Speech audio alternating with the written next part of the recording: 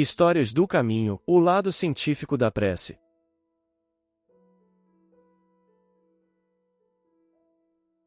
A oração é uma prática milenar, estimulada por diversas religiões como uma forma de contato direto com Deus. A técnica, além da religião, também pode ser benéfica para o cérebro, como comprovam alguns estudos.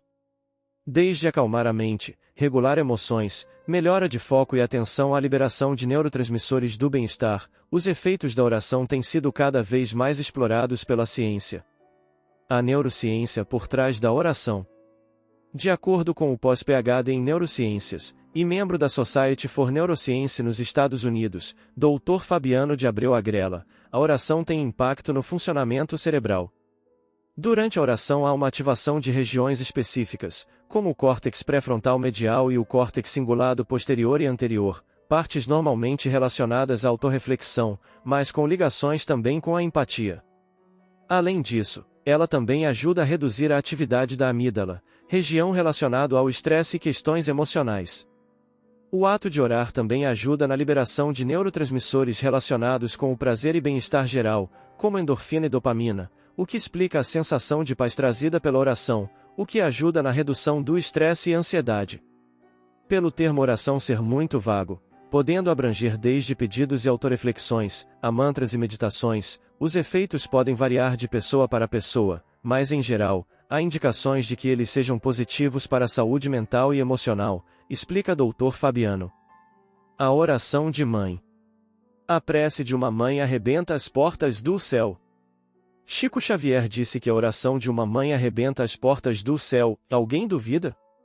Elas estão ali ao lado dos filhos, firmes, esperançosas, quando nada mais parece ter salvação, à cabeceira das sessões de quimioterapia, à porta dos prontos-socorros, em frente aos portões das prisões. Mãe é a esperança sem fim, fé inconteste. A oração e a cura de enfermos. Hoje já se sabe, através de pesquisas científicas, que a oração, ou prece, é um poderoso remédio na cura de enfermidades. Em 17 estudos pesquisas revisados pela Arizona State University, ficou demonstrado que a prática bíblica de orar pelos enfermos, com ou sem imposição de mãos, realmente funciona. A explicação dos cientistas é que quando oramos em intenção de alguém, pedindo pela sua cura, liberamos um comando para o cérebro que, assim, emite energia eletromagnética que vai atingir aquela pessoa. A ação de cura fica assim explicada cientificamente, e comprovada por experimentos como, por exemplo, um em que 2 grupos de pacientes hospitalares com a mesma doença foram separados em 2 grupos. O grupo A teve seus nomes enviados a uma igreja para receberem orações diárias, o grupo B não recebeu orações. A constatação, depois de 1 mês, é que a melhora dos pacientes do grupo A, que não sabiam que estavam recebendo orações, foi mais de 20% superior aos pacientes do grupo B. Em 6 meses essa diferença no estado de saúde foi de 50%. O poder de cura do magnetismo é estudado desde Mesmer, de 1734 a 1815, estudos esses que foram significativamente ampliados pelo Espiritismo com a inserção do componente espiritual na ação de cura à distância. A partir da questão 658 de O Livro dos Espíritos, Allan Kardec estuda o tema prece, obtendo dos espíritos superiores a seguinte informação: a prece é sempre agradável a Deus, quando ditada pelo coração, porque a intenção é tudo para Ele. A prece do coração é preferível à que podes ler, por mais bela que seja, se a leres mais com os lábios do que com o pensamento. A prece é agradável a Deus quando é proferida com fé, com fervor e sinceridade.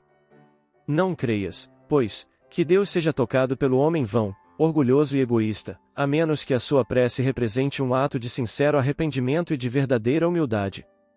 E na questão 662, indagando se podemos orar utilmente pelos outros, recebe a seguinte resposta: o espírito daquele que ora está agindo pela vontade de fazer o bem. Pela prece, atrai a ele os bons espíritos que se associam ao bem que deseja fazer.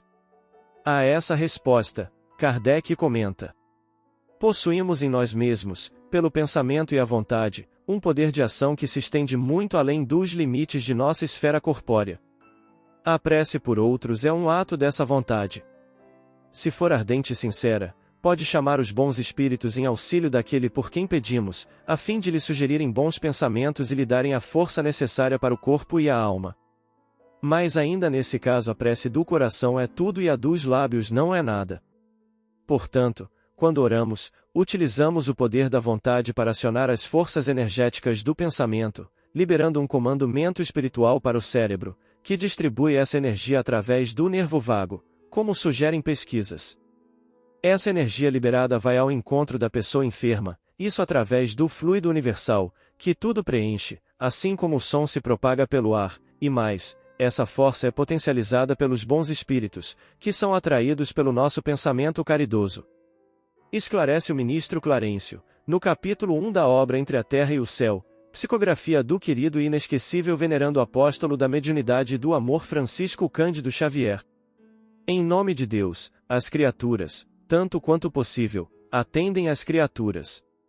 Assim como possuímos em eletricidade os transformadores de energia para o adequado aproveitamento da força, temos igualmente, em todos os domínios do universo, os transformadores da bênção, do socorro, do esclarecimento.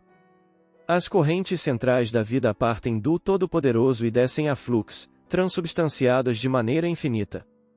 Da luz suprema à treva total, e vice-versa, temos o fluxo e o refluxo do sopro do Criador, através de seres incontáveis, escalonados em todos os tons do instinto, da inteligência, da razão, da humanidade e da angelitude, que modificam a energia divina, de acordo com a graduação do trabalho evolutivo, no meio em que se encontram.